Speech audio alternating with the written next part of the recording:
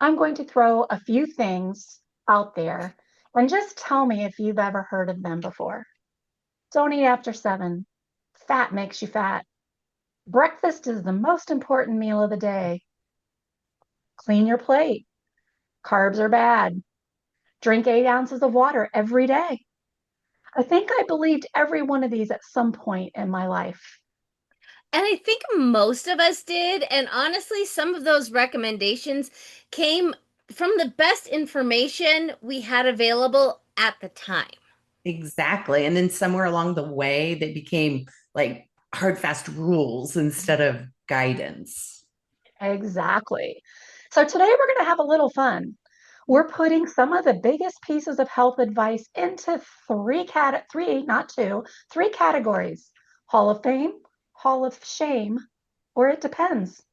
Let's see where we land. Why do we keep going back to quick fixes, even when we know they don't work? Welcome to the Coaches Hotline. Glucose, grit, and grace. Real talk with coaches, no sugarcoating.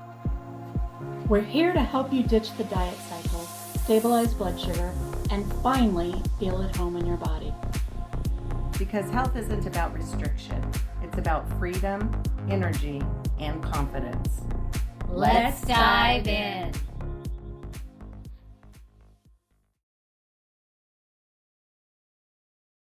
Welcome to Glucose, Grit, and Grace. I'm Elaine, and I'm here with my awesome co-hosts and coaches, Amber and Elaine. Today, we're talking about something that almost everyone has experienced. Health advice that can be health advice that can be confusing. One day eggs are bad, the next year they're healthy. And just an FYI, eggs have had the biggest reputation changes in nutrition. They went from being healthy to being dangerous because of fear of high cholesterol. And now they're generally recognized as a great nutrition or nutrient based food for most people, with being high in protein. That's a great example of how recommendations evolve as research improves. Fat was the enemy. Now sugar gets the blame. Coffee was unhealthy. Now people are telling us it's good for us. So, how do we know what to believe? Today, we're going to separate some of those myths from the facts while reminding everyone that science changes. We're still learning, and that that's actually a good thing. All right, so let's get started with myth number one. So, Hall of Fame, Hall of Shame, or it depends. Fat makes you fat. This is kind of an easy one, but who remembers when everything was low fat, even the Swedish fish? Yeah. Yeah. Right? I remember that. Oh my goodness, there was low fat yogurt, low fat cookies, fat free salad dressing. And we thought, I believe as a society, and I certainly believed that if it was fat free, you could eat as much as you wanted. Oh, yeah, Exactly. And back then we focused on one nutrient, right? Mm-hmm. Now we we did. understand that healthy fats support hormones, brain health, vitamin absorption. Your cells need fat to keep them safe. Fat helps us stay satisfied. So the problem was never fat. The problem was thinking that all fat was bad. Mm-hmm. Yeah, absolutely. And it's interesting because the first USDA dietary guidelines that were ever released was in 1980. To me, it seems like they've been around forever, but the fact that they were released in 1980, but then shortly after that, the grocery store shelves became full of packaging that said low fat, fat free. Um, and the funny part, that when they did go low fat, or maybe they already were, but the ones that were labeled as low fat actually replaced the fat with extra sugar, Yeah. more starches to make sure that the food tasted good. So we still kept buying it. Um, and that really helped to fuel that fat free craze of the late 80s and 90s. I mean, I still see zero fat yogurts and things out there. So Mm-hmm.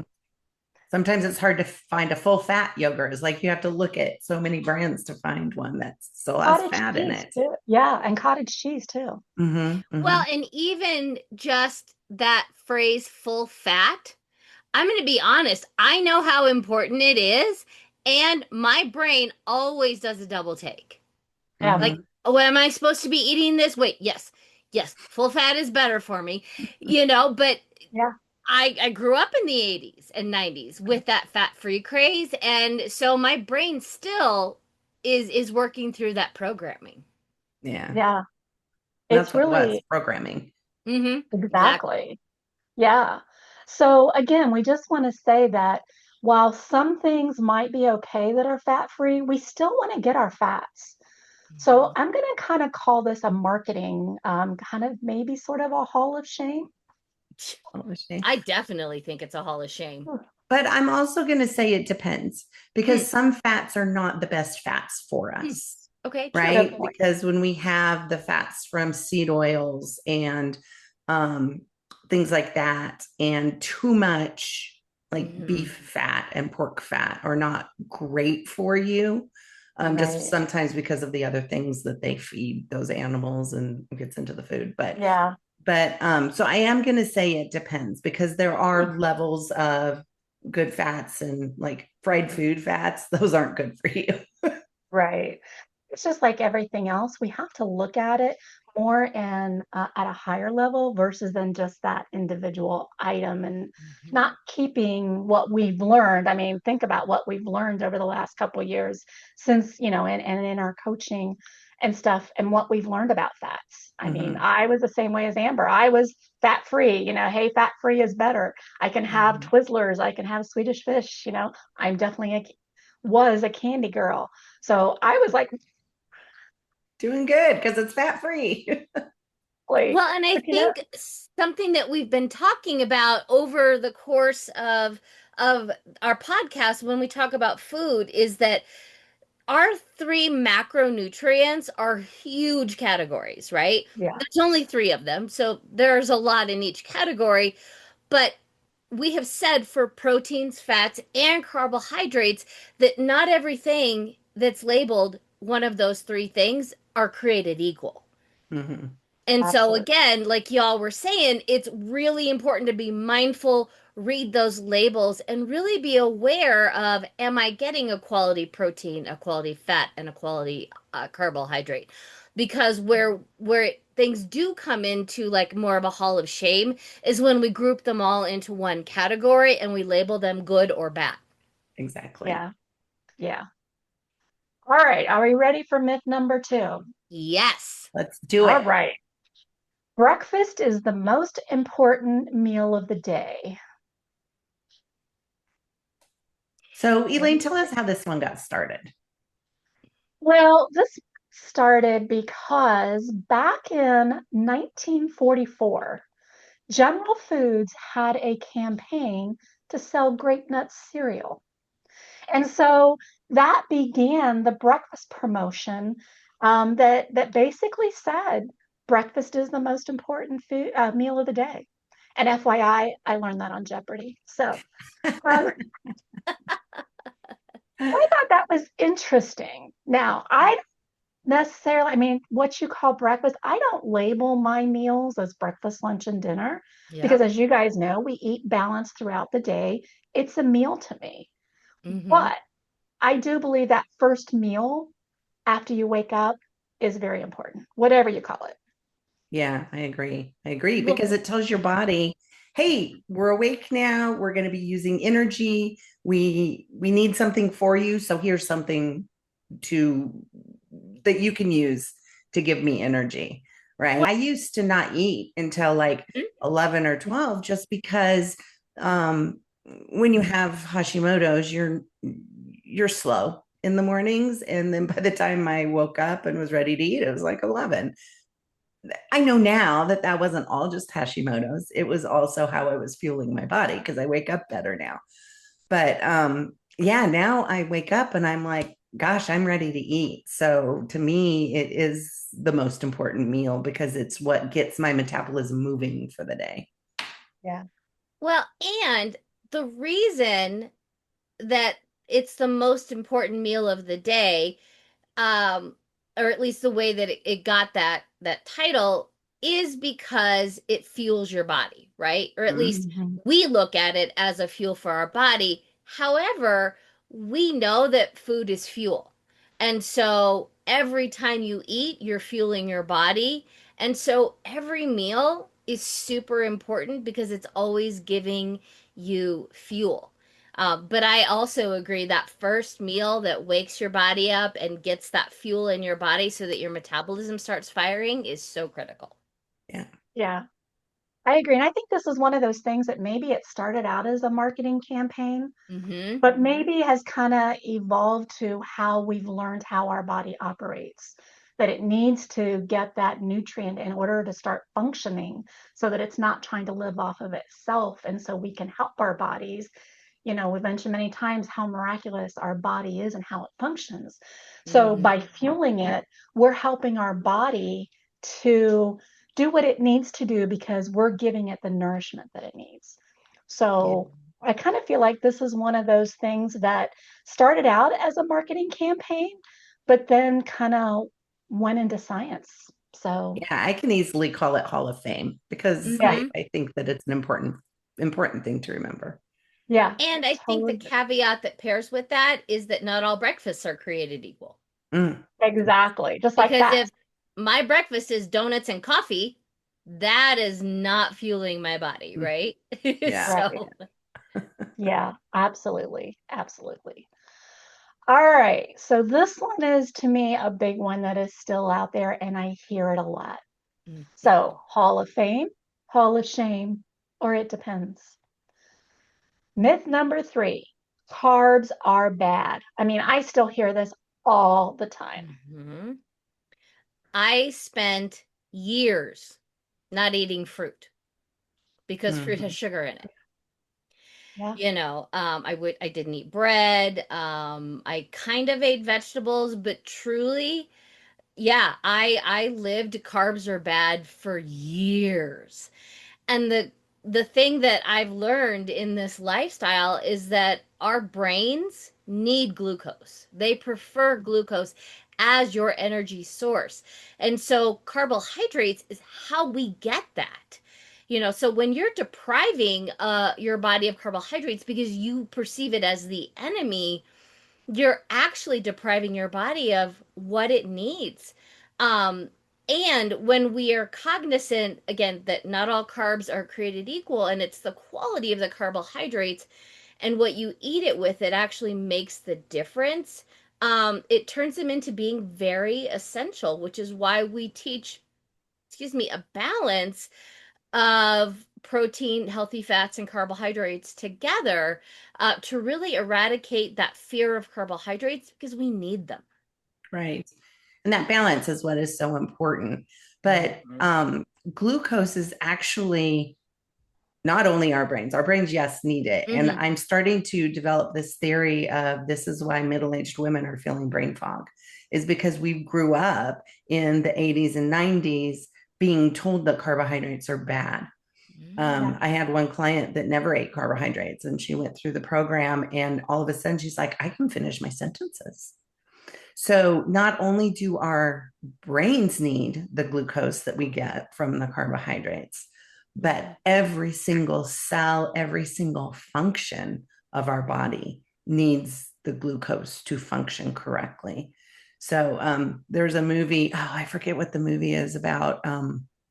This guy that was like a stunt guy, and he get is Ryan Gosling, and he got captured by some guy, and this guy was like really mean, and so Ryan Gosling is sitting there and he's tied up in a chair and he just starts yelling, you need some carbs, your brain needs some glucose, man, you're losing it. It's like one of my favorite scenes in a movie, and nobody really gets it because it's just like a 30-second little clip, but I'm like, that is the biggest truth I have ever heard. Yeah. Yeah. And I think it's That's interesting awesome. too. It is awesome. Um, but think about, did you understand that even years ago? Would you have understood that? No, I wouldn't have. I wouldn't have Yeah, because carbs were yeah, bad. And right. yeah, Yeah. and I But I didn't think know why also, they were bad, but they were bad.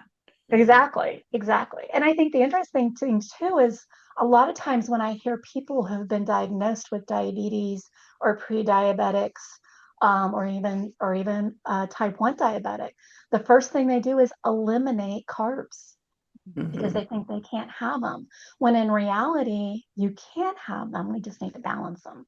Need to So, balance them. The other yeah. thing I wanted to say was the carbs that we get from fruits and vegetables are, really good, and we get the glucose from that. The carbs that we get from or the glucose and the fuel that we get from dense carbs gives us more fiber, and fiber is actually what feeds your good gut bacteria so that it crowds out the bad gut bacteria.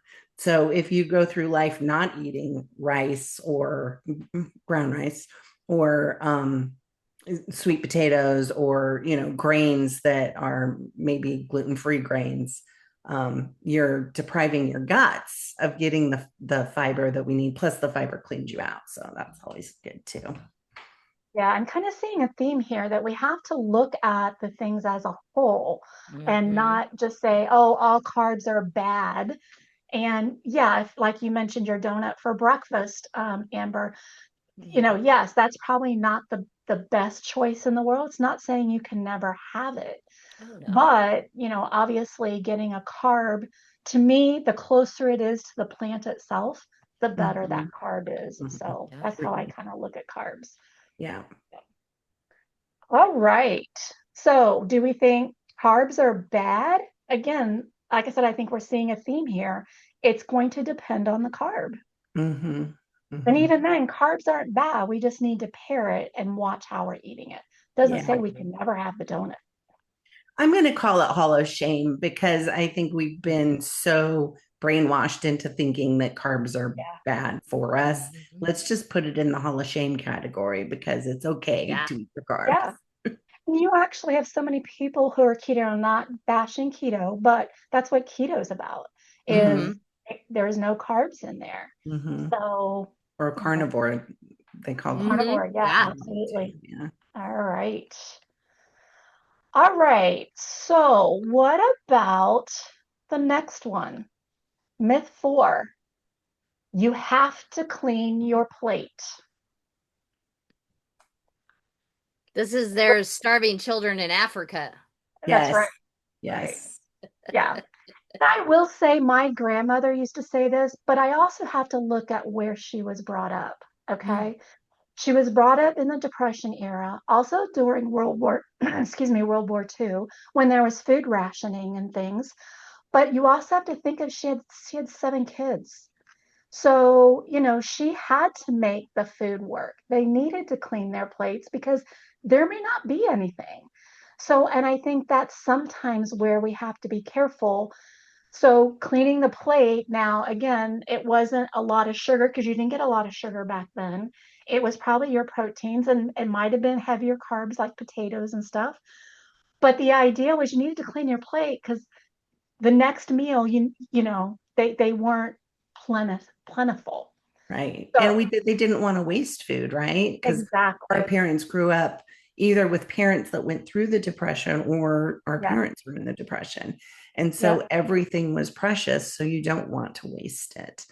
I think now, though, I see a nice change in this, in that when I see my, great nieces and nephews, my nieces raising 2 wonderful children, and they have such healthy food habits where they Mhm. sit and they eat real food. They eat what the family eats, even young. As soon as they start eating, they're eating real food, not charred baby food, right?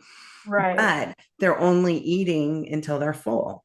And then they don't have to clean their plates. And I think that those cues are so good because it's teaching them to listen to their bodies. We talked, last time about being aware.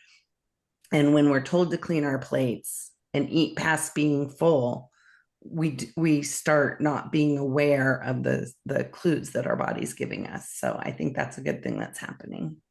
Yeah, I agree. All right. Oh, did we classify it? We did not classify it. I kind of see this as I don't know, a need type of thing. I think it's about the era that it was in, about cleaning your plate. But I will say, if you are planning a balanced meal, when you went in and made that meal balanced with your proteins, fats, and carbs, and again, we definitely want to adhere, or not adhere, but we definitely want to recognize those cues of I'm kind of full right now. So we Mm-hmm. don't want to force it, but at the same time, especially when we're beginning this lifestyle, we need to make sure that we are adequately feeding our bodies. For So, sure. so just kind of the word of caution there. So I kind of classify it as it depends. Yeah, I would call it just straight out for the society we're living in now, straight out hall of shame. Because I sit and I still watch my mom and she's like, "Oh, I'm so full." And she's like, "But I have to finish." I'm like, "But you don't have to finish." Right, right. So Yeah, yeah, that's been the biggest change for me is just understanding when I'm satisfied. And it's such a good feeling not to eat past that so that I'm so full that I can't move or do anything, or I'm just feel yeah, uncomfortable or have heartburn or whatever. All that goes away. Well, and I think one thing that we're bringing to light is that anytime it's an all or nothing, it really does get Hall Mm, of Shame, yeah. right? Yeah. Because yeah, it does depend. It depends on quality, it depends on your why, all of these different things. But as soon as you take those factors out and say, this is my absolute, that's where it really does go into the Hall of Shame. And so I think the old thinking of it has to be, I don't eat fat, I clean my plate, that Hall of Shame, because it really does depend. And I Yeah. think two things can be true there. I like that. I agree. So the next thing is drink 8 ounce glasses of water a day. All How do you right, guys? I'm going to say it depends.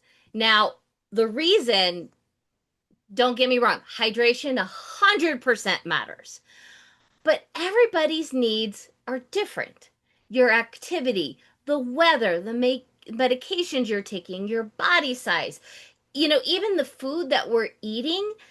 So to say every single human being on the face of the earth, no matter what, again, absolutes, needs 8 ounces, 8 glasses of 8 ounces, 64 ounces every single day. And then we can check off, oh, I had water today. That's not how water works. Mm-hmm. That's not how hydration works. And so, yeah. So don't panic if you're not counting your 8 glasses of water every day. Pay attention to how you feel. If you've already had your 64 and you're still thirsty, by all means, drink more water. Mm-hmm. I think Yeah. part of it is too, we're definitely need, I think, more than 8 ounces of water a Oh, day. We gosh, need to make yes. sure we're getting fluid, but to constantly say that everyone has to have, I agree with you, Amber, it's kind of that absolute.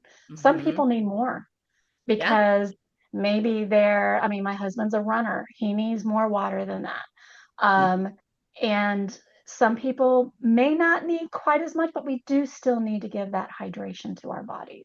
There are some certain medical issues, like if you have kidney disease, you Yeah. don't need as much water because that will flood your kidneys and then make the issues worse, right? So you kind of need to talk to your doctor if you're dealing with any kind of medical issue about how much water you need, because there is a thing of getting too much water too. Hmm. Mhm. Dehydration is really bad for you, but overhydration can be bad for you too medically. So, Yep. Absolutely. All right. So our last one that we have as a myth, and I can tell you that I followed this for a while, um, before it had a term, I think, is never eat after 7 p.m. Hmm. So, I still see this on my social media oh, almost daily. So one of my favorite things that we've ever said is that your genes don't know if you're on a diet, right? Your body doesn't know if you're trying to fit into a new pair of jeans, Yeah. right? Yeah. In that same vein, your body doesn't suddenly store everything as fat because it's 7 o'clock at night, right?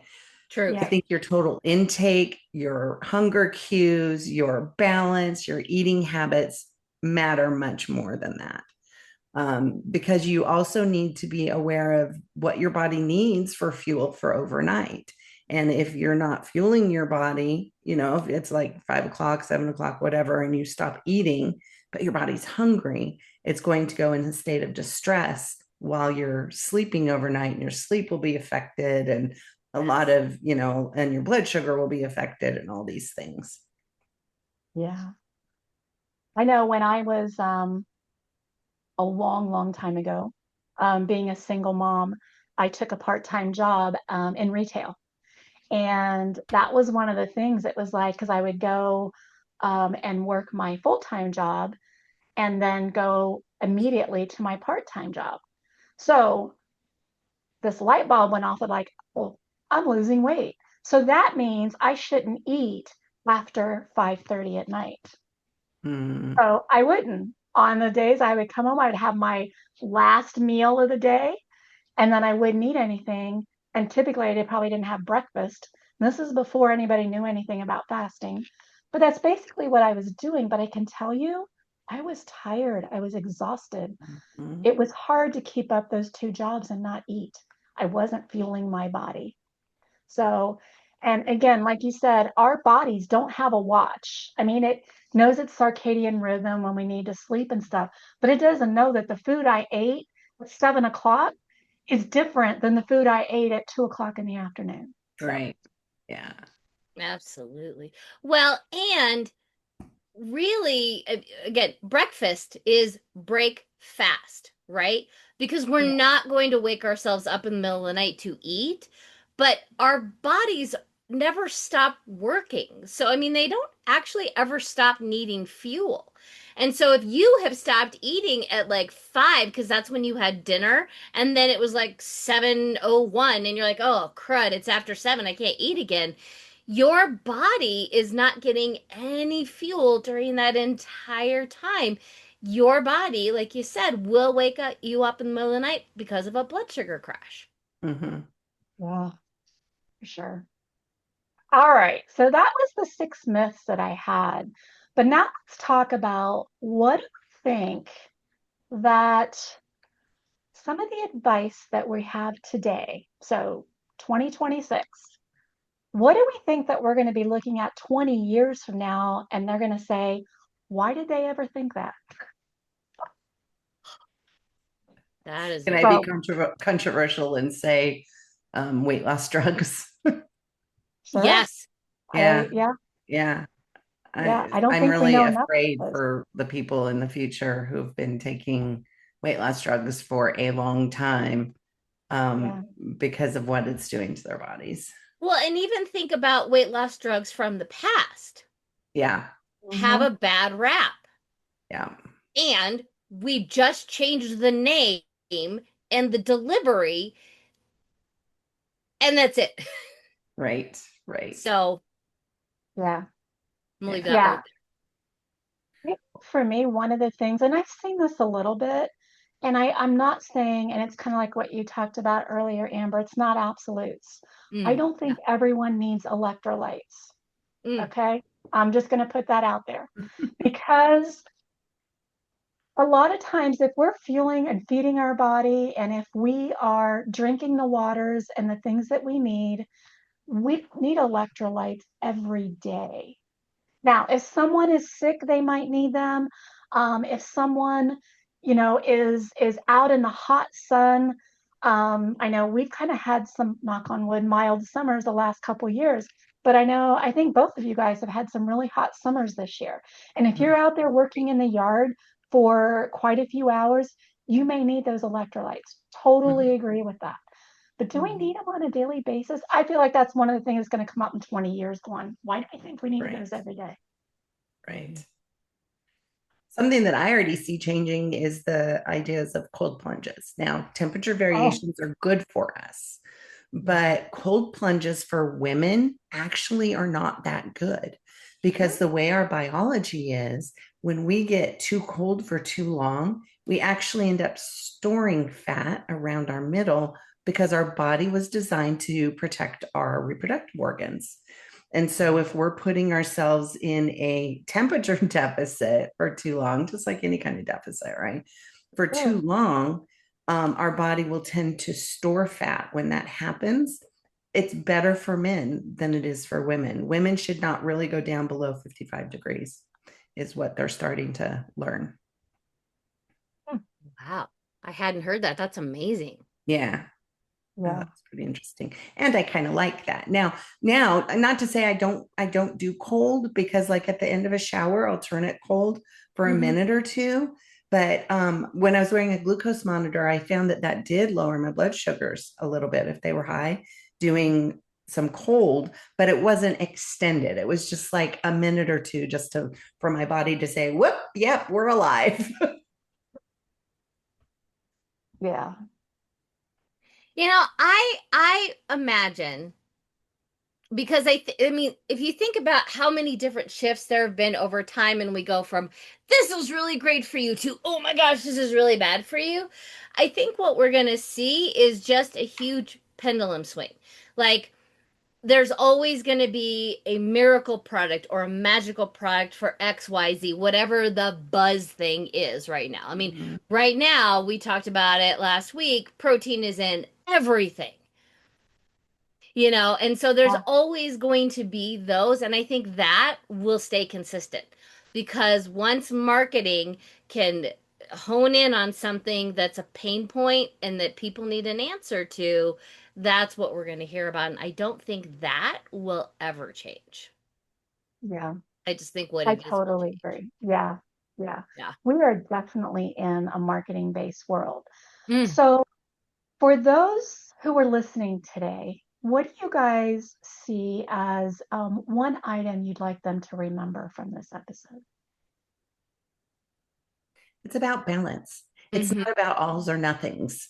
It's about balancing what you do, what you eat, all the things of health. Hmm. Well, and I think if you're constantly chasing trends, you are just constantly chasing something that may not work.